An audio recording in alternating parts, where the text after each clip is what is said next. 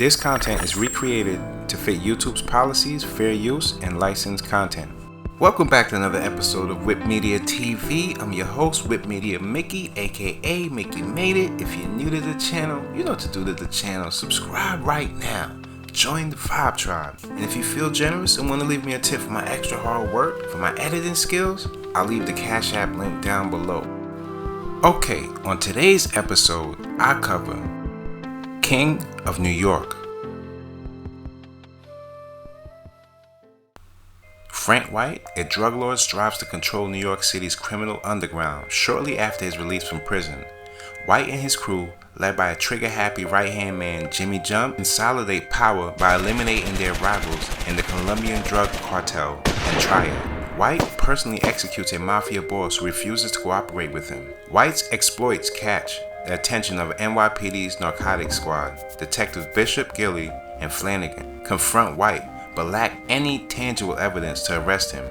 They instead turn their attention to White's henchman, whom they arrest after a surviving member of the Colombian drug cartel agrees to cooperate with the police.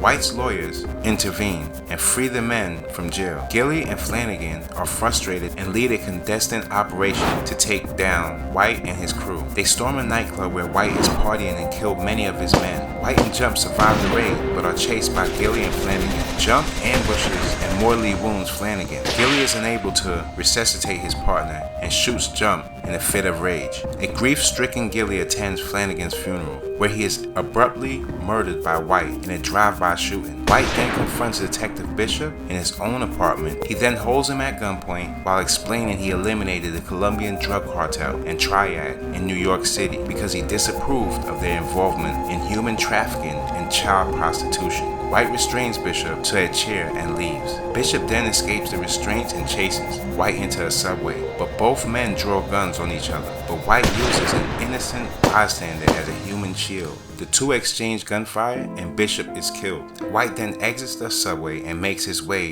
to the taxi in Times Square. He clutches a gunshot wound on his chest and watches as police surround his taxi.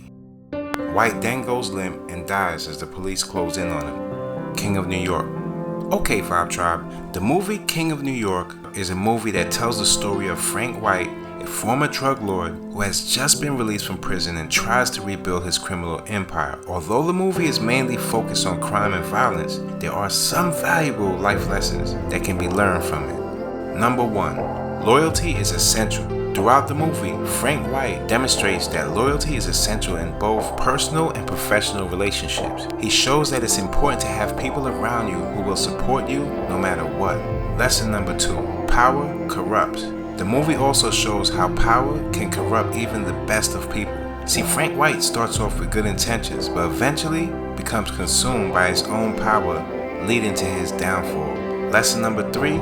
Take responsibility for your actions. The character of Frank White also teaches us that we must take responsibility for our actions. He accepts responsibility for the crimes he committed and the harm he caused, even if it means going back to prison. Lesson number 4. Success comes with a price. The movie also illustrates that success comes with a price. Frank White became successful in his criminal enterprise, but it came at a cost of his freedom, relationships, and ultimately his life. Lesson number 5. Don't let your past define you. Finally, Kings of New York also teaches us that our past does not have to define us. Frank White was a criminal, but he was also a man who wanted to change and do good.